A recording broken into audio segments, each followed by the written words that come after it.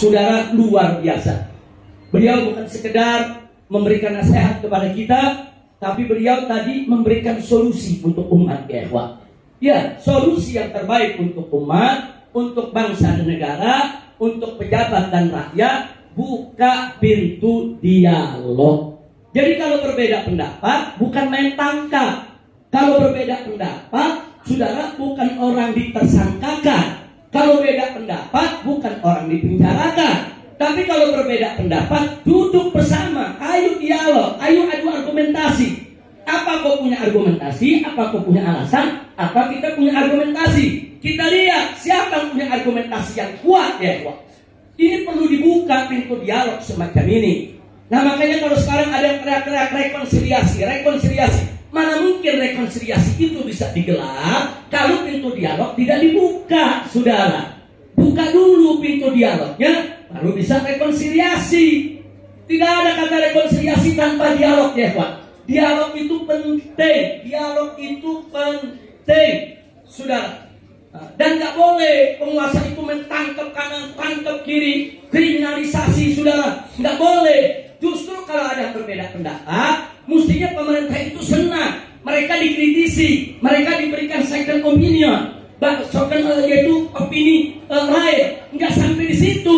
Para pengkritik ini umumnya, saudara, mereka punya solusi yang mereka tawarkan. Pelajari. Kalau solusi itu baik, terima, jalankan. Kalau tidak baik, saudara, sampaikan di mana tidak baiknya. Selesai. Tidak perlu ada kegaduhan di tingkat nasional. Betul? Betul? Takbir. Saudara, bicara soal pintu dialog ini sudah pernah saya sampaikan pada saat kita melaksanakan tabligh akbar di Masjid Istiqlal sebelum Pilkada DKI, saudara. Setelah yaitu aksi 212. Aksi 212 di tahun 2016, kemudian di bulan Januari kita membuat aksi lagi yaitu 12 Januari. Saat itu kita gelar tabligh akbar di Masjid Istiqlal. Sudah kita tawarkan. Kalau pemerintah mau duduk dengan para habaib, para ulama, kami siap 24 jam. Kapan? Di mana? Silakan. Tentukan tempatnya, tentukan waktunya, kami datang. Apa yang Anda mau tahu pendapat kami sampaikan. Apa yang Anda inginkan dari argumentasi kami sampaikan. Sudah kita buka dari tahun 2017. Tapi apa jawaban yang kita terima? Jawaban yang kita terima bukan pintu dialog dibuka, bukan rekonsiliasi yang dilaksanakan. Justru yang kita dapatkan kriminalisasi ulama.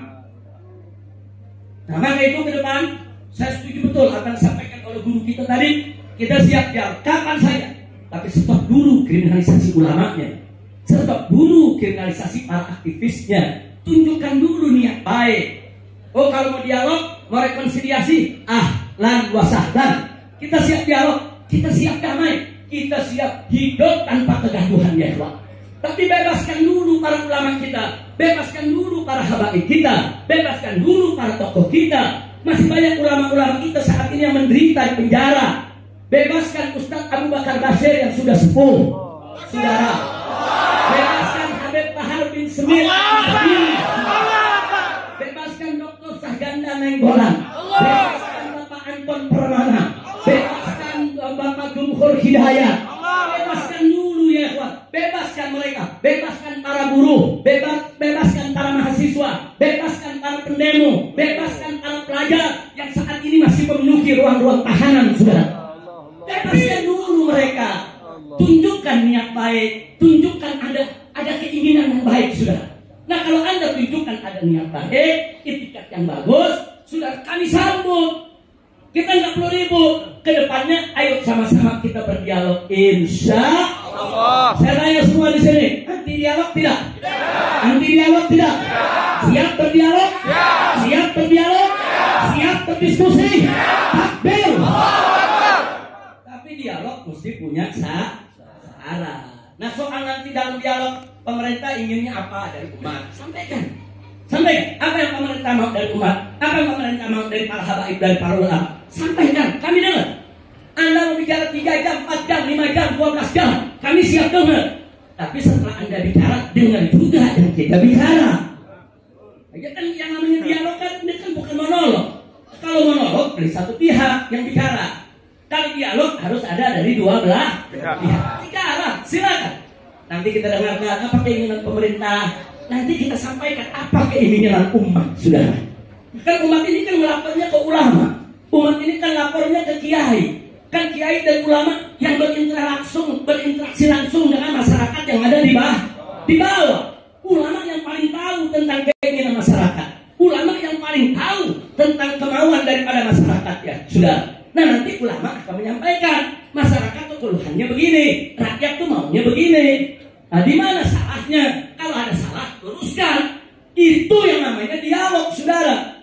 Nah, kalau dialog ini sudah dibuka, baru bisa mewujudkan rekonsiliasi. Dari mana adanya rekonsiliasi kalau tanpa dialog? Dan bagaimana kita mau dialog kalau kriminalisasi ulama masih berjalan? Ini saya belum apa-apa, belum pulang aja. Nanti Habib Rizik akan kita buka lagi kasusnya. Apa-apaan? Saudara, jangan buka kasus yang tidak ada. Itu kasus-kasus yang dilaporkan oleh masyarakat, penistaan agama, penistaan ulama. Kenapa kau gak periksa dulu? Itu kenapa Denny Siregar dibiarkan? Kenapa Ade Armando dibiarkan? Kenapa Abu Jamda dibiarkan? Kenapa Abu dibiarkan? Tegakkan keadilan. Siapa saja yang salah, proses. Betul? Betul? Nggak bisa, ini nggak boleh dibiarkan, saudara, ketidakadilan semacam ini. Kelompok saudara yang tidak disukai pemerintah dikali-kali kesalahannya, diproses. Sementara kelompok yang menjilat pemerintah sudah dibiarkan mereka melakukan kesalahan. Setan. Nggak boleh, ini dibiarkan, nggak boleh. Ini bisa menjadi bom waktu yang setiap saat bisa meledak. Jadi kalau Anda tidak mau ada revolusi berdarah, kalau tidak mau ada yaitu revolusi sosial masyarakat, saudara, ya perbaiki. Ulama selalu memberikan kesempatan. Ayo sama-sama kita perbaiki. Ayo sama-sama. Maka itu kenapa kami katakan kami pulang membawa revolusi revolusi akhlak, bukan revolusi berdarah. Namanya saja revolusi akhlak, berarti dijalankannya harus berakhlak, ya kuat. Enggak, kita nggak mau caci maki siapapun, kita nggak mau hina siapapun. Tapi demi Allah, kita tidak akan pernah berdamai dengan kezaliman. Kita tidak akan pernah berdamai dengan ketidakadilan. Kita tidak akan pernah berdamai dengan kemungkaran dan kemaksiatan. Apapun resikonya, walaupun harus mati, masih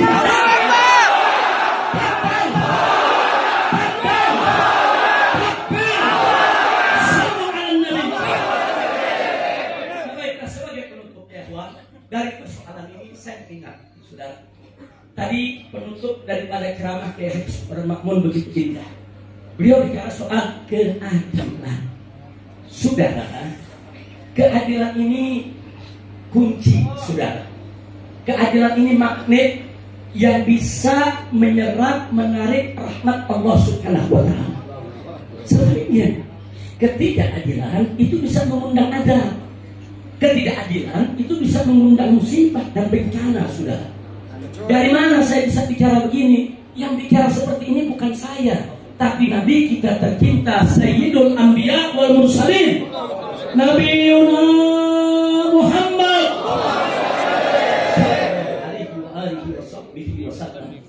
Suatu ketika, saudara, ada seorang perempuan dari kalangan terhormat dari Bani Makhzum, bagian dari suku Quraisy, terlibat dalam kasus pencurian.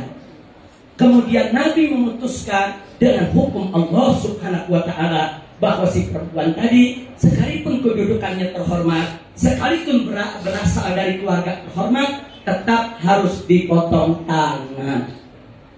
Kemudian ada segelintir sahabat resah, saudara.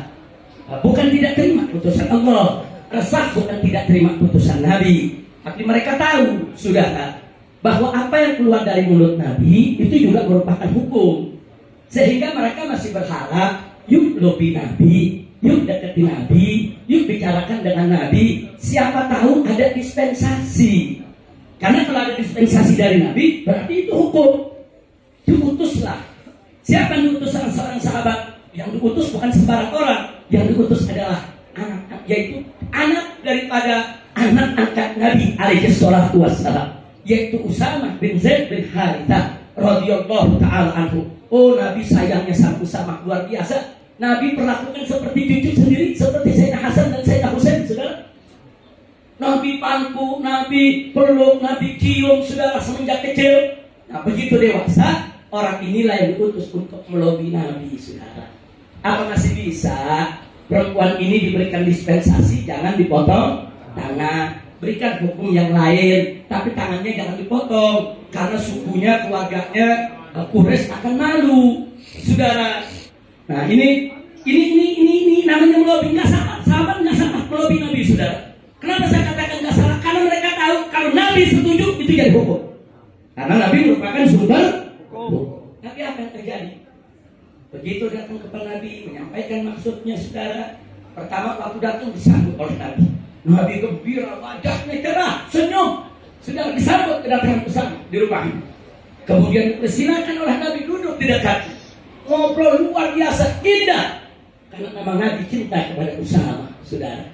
Singkat cerita, Usamah mencari-cari kesempatan kapan kira-kira yang tepat bicara kepada Nabi.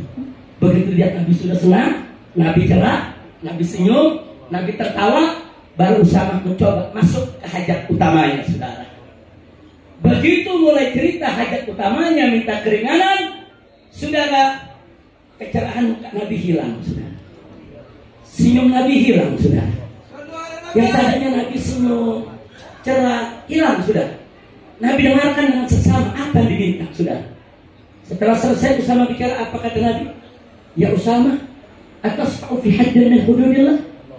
Hei Usamah, kau ingin memberikan pertolongan kepada suatu hukum yang sudah ditetapkan oleh Allah. Jadi Nabi kasih kabar, ini udah ketetapan Allah, nggak bisa dirubah, dan nggak boleh saya ubah. Apa kau mau ubah ini ya Usamah? Tentu oleh Nabi, sudah. Tapi setelah itu Nabi kumpulkan semua sahabat. Ya Usamah, kumpulkan semua di masjid Nabi, sudah. Semua sahabat kumpul di masjid Nabi. Setelah kumpul, Nabi menyampaikan kepada sahabat. Kata Nabi, ada sekelompok orang, Nabi nggak sebut nama, ini indahnya Nabi, sudah. Kata Nabi apa? Ada sebagian dari kamu yang mencoba untuk mendekati saya, untuk memberi keringanan hukuman kepada perempuan Quraisy, perempuan Bani Makhzum yang mencuri tadi. Lalu apa Nabi katakan? Ini yang catat dalam sejarah, ini sumber keadilan yang luar biasa, saudara. Nabi mengatakan kepada seluruh sahabat yang hadir, Nabi sampaikan, innama halaka man kana qablakum, sesungguhnya umat sebelum kamu dulu binasa, hancur, saudara, mendapat bencana, musibah, Allah hancurkan mereka. Karena apa? Idza saraka fihimus syarif tarukuhu. Kalau ada orang yang terhormat di tengah-tengah mereka, mereka tak hukum, mereka biarkan, mereka lepaskan, enggak dihukum, saudara. Tapi sebaliknya kata Nabi, wa idza saraka fihimud dha'if yuqamu alaihi al-had. Tapi kalau ada orang lemah, wong cilik, orang kecil yang enggak punya kedudukan, saudara, mereka bersalah, yuqamu alaihi al-had, ditegakkan atas mereka ketetapan hukum, ditetapkan hukum yang berat atas mereka. Insya Allah, ini Nabi udah kasih kabar, hati-hati, hati-hati. Kalau di tengah-tengah kita sudah tidak adil seperti itu, saudara. Satu kelompok salah dibiarkan, bahkan dilindungi. Kelompok lain yang tidak disukai, saudara, enggak salah aja disalahkan. Apalagi kalau salah, ya. Kalau sudah begini yang terjadi, apa kata Nabi? Innama halaka man kana qablakum. Halak, kata Nabi, binasa, hancur itu bangsa. Sekarang saya mau tanya, saudara, di Indonesia mulai terjadi tidak? Ada kelompok yang kalau saya salah dibiarkan? Ada kelompok yang kalau salah dibiarkan? Ada kelompok yang kalau salah dihukum? Ada kelompok yang nggak salah disalah-salahin? Ada tidak? Ada tidak? Kalau begitu saya tanya, itu adil tidak? Adil tidak? Jadi Nabi tadi mengatakan kalau tidak adil itu, saudara, apa yang akan terjadi? Hancur. Sekarang saya mau tanya semua, mau Indonesia hancur? Mau Indonesia binasa? Mau Indonesia mendapatkan ancaman bencana dan musibah? Na'udzubillah min. Ini nggak boleh dibiarkan. Jadi dari hadis ini kita mendapatkan informasi nabawi, informasi yang bukan lagi A1 nih, bukan lagi akurat, super akurat, sumber hukum, saudara. Informasi dari Nabi yang gak pernah meleset. Wa ma yantiqu anil hawa in huwa illa wahyu yuha.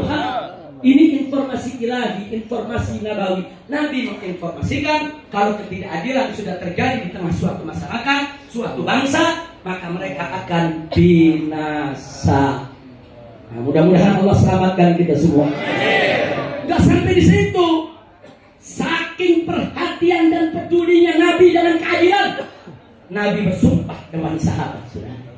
Dan disampaikan kepada para sahabat, jangankan perempuan itu yang kalian bela, jangankan perempuan itu tuh yang tadi itu yang Bani Makhzum yang mencuri, yang katanya terhormat dari suku Quraisy, yang ingin kalian selamatkan, jangankan itu. Lau anna Fatimah binta Muhammad, andai kata Fatimah putri Muhammad, Fatimah putri Nabi, jantung hati Nabi, kecintaan Nabi, Fatimah ummu abiha. Julukan Fatimah Zahra itu ummu abiha, ibu dari ayahnya, karena sepeninggal Sayyidatuna Khadijatul Kubra radhiyallahu anha. Fatimah yang menjaga Nabi, Fatimah yang melayani Nabi, Fatimah yang mengurus semua urusan rumah tangga Nabi. Makanya Fatimah Zahra alaihissalam beliau dijuluki ummu abiha, ibu untuk ayahnya. Subhanallah. Dan tidak sampai di situ, Fatimah Zahra bukan sembarang wanita, wanita yang paling mulia, wanita yang paling suci. Nabi katakan bahwa Fatimah adalah sayyidatun nisa'il alamin, pemimpin perempuan semesta alam, sudah. Jadi kalau Nabi mengatakan lau anna Fatimah binta Muhammadin, ini menunjukkan tingginya kedudukan Sayyidatuna Fatimah. Dan jangankan perempuan Makhzum tadi yang mencuri, yang ingin kau lindungi. Andai kata putriku Fatimah, jantung hatiku, kecintaan Nabi. Lau anna Fatimah binta Muhammadin sarakat, andai kata Fatimah putriku tercinta yang mencuri, demi Allah la khutabtu yadaha, demi Allah pasti aku potong tangannya. Subhanallah. Jadi hadis ini jangan disalahpahami. Hadis ini bukan merendahkan Sayyidatuna Fatimah Zahra, bukan. Hadis ini mengambil perumpamaan yang tinggi. Jangankan perempuan lain, Fatimah Zahra saja tidak kebal hukum, saudara. Subhanallah, walhamdulillah, wala ilaha illallah, wallah. Saya tanya, kalau gitu Nabi adil tidak? Adil. Nabi adil tidak? Adil. Nabi adil tidak? Adil. Sallu ala Nabi. Saudara, ini keadilan yang luar biasa. Enggak peduli siapa yang salah, saudara, enggak. Walaupun putrinya mencuri, potong tangannya. Subhanallah. Keadilan semacam ini yang kita butuhkan. Keadilan semacam ini yang dibutuhkan oleh umat Islam Indonesia. Bagaimana para pejabat, para pemimpin yang berlaku adil, bersikap adil, menetapkan hukum dengan adil. Karena kalau kalian, para pejabat tidak adil, bukan hanya kalian yang binasa, tapi negara, bangsa, rakyat semua ikut binasa karena ketidakadilan kalian. Allahu Akbar. Sekarang saya mau tanya, kalau para pejabat terus-menerus tidak adil, negara kita mau binasa. Saya mau tanya, apa Anda mau musnah dalam kebinasaan negara? Apa Anda mau binasa dalam bencana? Maka itu nggak boleh kita diam, saudara. Oh, ada yang jawab, Habib, kalau kita lawan nanti kita dipenjara, nanti kita dibunuh. Wallahi, penjara bahkan dibunuh sekalipun jauh lebih baik daripada kita mati dalam bencana akibat murka Allah kepada bangsa ini. Ujungnya mati-mati juga, saudara. Cuma mati dibunuh, syahid, mati dalam bencana, saudara. Ini menjadi konyol buat kita semua. Nah, begitu saya mau tanya, Anda mau pilih mati syahid atau mati konyol? Siap mati syahid di jalan Allah. Takbir. Nah, begitu siap tegakkan keadilan. Siap lawan ketidakadilan. Takbir. Dan saya berjanji di sini, saudara, saya tidak akan tinggalkan umat, saya tidak akan tinggalkan Anda. Kita akan berjuang bersama untuk melawan semua ketidakadilan. Kita tidak mau negara ini dibinasakan oleh Allah. harus kita lawan ketidakadilan tersebut. Jadi di sini saudara, saya ingin sampaikan betapa ada seorang santri di Jawa Timur, saudara, membuat satu meme yang dianggap menghina petinggi Polri, dianggap menghina presiden. Saudara, langsung ditangkap, dipakaikan baju tahanan, saudara, ditayangkan di televisi, kemudian dikatakan ini penghina presiden, tidak layak hidup di Indonesia, diadili dan divonis penjara 4 tahun. Ini santri masih belasan tahun, saudara. Tiba-tiba ada anak cukong Cina, saudara, dengan membawa foto presiden, dia caci maki, dia pukul-pukul, keluar sumpah serapah, kata yang tidak elok untuk kita contohkan, saudara. Bahkan dia ancam, saudara, presiden itu kacung dia mau bunuh, tidak disentuh oleh hukum sama sekali. Kurang aja. Bah, ini negeri, tegakkan keadilan. Oh, menurut mereka, bahkan aparat keamanan di sini sudah menjadi juru bicaranya. Apa katanya? Oh, itu kan cuma lucu-lucuan, itu cuma bercanda. Innalillahi wa inna ilaihi raji'un. Kalau anak cukong Cina boleh bercanda sedemikian rupa, kenapa yang anak santri nggak dibilang bercanda juga? Kenapa? Kalau anak cukong Cina dibebaskan, santri bebaskan juga. Saudara, betul? Yang santri dihukum karena dituduh menghina pemerintah, ya anak cukong Cina hukum juga dong. Itu namanya keadilan. Kita nggak minta diistimewakan, enggak. Umat Islam tidak minta diistimewakan, saudara. Umat Islam tidak minta diistimewakan dalam hukum. Tegakkan hukum yang adil. Yang salah proses hukum sesuai dengan hukum yang setimpal. Betul? Takbir. Tapi kalau begini caranya, saudara, yang menjilat rezim, yang menyanjung-nyanjung rezim, yang membela-bela rezim, salah apapun dibiarkan. Sudah dilaporkan oleh masyarakat, dilaporkan oleh kiai, dilaporkan oleh santri, dilaporkan oleh masyarakat, enggak dari proses. Sampai kapan kita diam lihat begini? Sampai kapan? Ini kalau terus-menerus dibiarkan, hancur binasa kita punya negeri, saudara. Nah, inilah yang saya maksud. Perlu kita melakukan revolusi akhlak. Yang kemarin tidak adil, besok wajib adil. Yang kemarin suka bohong, besok tidak boleh lagi bohong. Yang kemarin suka ingkar janji, besok tidak boleh ingkar janji. Yang kemarin terlanjur khianat, maka besok wajib jaga amanah. Setuju tidak? Saya tanya, kira-kira kalau pemerintah melakukan revolusi akhlak, dukung tidak? Dukung tidak? Tetap ini sebarkan, biar pemerintah dengar. Kami siap mendukung Anda kalau Anda melakukan revolusi akhlak. Kalau Anda besok berbuat adil, kalau Anda menegakkan keadilan, kalau Anda merubah segala kezaliman ini menjadi ketaatan kepada Allah, kami hormati Anda, kami siap tunduk kepada aturan Anda. Betul? Kalau Anda tidak adil, gelombang manusia, gelombang rakyat dari Sabang sampai Merauke akan melawan segala ketidakadilan.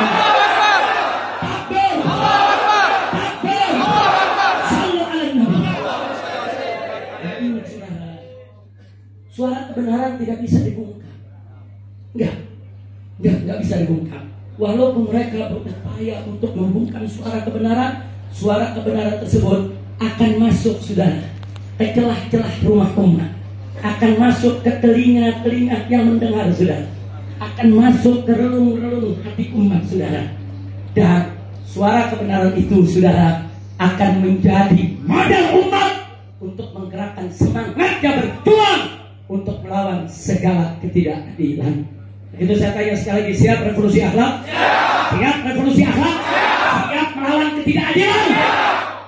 Begitu saya minta semua dimanapun Anda berada, ini hadir dari berbagai daerah, jangan biarkan kezaliman terjadi di wilayah Anda. Jangan. Kalau ada yang bersalah, siapa mau proses? Kalau santri diproses, kenapa anak tukang Cina nggak diproses? Proses sama-sama, saudara. Kita sama-sama warga negara Indonesia, sama-sama tidak kebal hukum. Baik. Kira-kira jelas tidak? Jelas tidak? Baik, sampai di sini ini yang ingin saya sampaikan. Sekali lagi, tidak adil itu berbahaya. Makanya para ulama Ahlus Sunnah wal Jamaah menganjurkan kepada khotib-khotib Jumat, kalau khutbah Jumat, penutup khutbah Jumat, agar mengamanatkan umat. Innallaha ya'muru bil adli wal ihsan. Kita dengar setiap hari Jumat, saudara. Ini luar biasa, Ahlus Sunnah wal Jamaah. Kenapa itu dicantumkan, saudara? Walaupun itu bukan syarat Jumat, bukan rukun Jumat, tapi dicantumkan dan diamalkan, saudara, oleh ulama-ulama Ahlus Sunnah di seluruh dunia. Kenapa? Untuk mengingatkan, yaitu umarah, untuk mengingatkan ulama, untuk mengingatkan rakyat bahwa keadilan adalah perintah Allah. Dan jangan lupa al-adlu lil jami', justice for all. Keadilan itu untuk semua, sudah. Tidak boleh ada satu manusia pun yang diperlakukan tidak adil. Apapun agamanya, apapun sukunya, keadilan bukan hanya untuk umat Islam, saudara. Keadilan untuk semua manusia, bahkan untuk semua makhluk Allah Subhanahu wa ta'ala. Kita mesti adil terhadap binatang sekalipun. Kita mesti adil terhadap pohon. Kita mesti adil terhadap lingkungan. Apalagi terhadap umat manusia. Wajib untuk kita bersikap adil. Siap bersikap adil? Ya. Siap tegakkan keadilan? Ya. Takbir. Allahu Akbar. Takbir. Allahu Akbar. Sallu ala Nabi. Nah, inilah yang kita maksud dengan revolusi akhlak yang ada. Enggak, kita enggak peduli ya, Tuhan. Apapun resikonya. Resikonya paling tinggi mati. Paling tinggi apa? Mati. Orang berjuang mati, yang enggak berjuang mati. Orang sakit mati, yang enggak sakit mati. Orang kena corona mati, enggak kena corona mati. Mati, yang ditembak mati, yang enggak ditembak mati. Yang dimusuhi rezim mati, yang enggak dimusuhi mati. Yang miskin mati, yang kaya mati. Ini enggak usah takut ya, Pak. Mati itu, dan mati itu bukan akhir segalanya, bukan. Mati itu awal kehidupan kita di alam akhirat, sudah. Untuk mempertanggungjawabkan segala amal kita di dunia ini.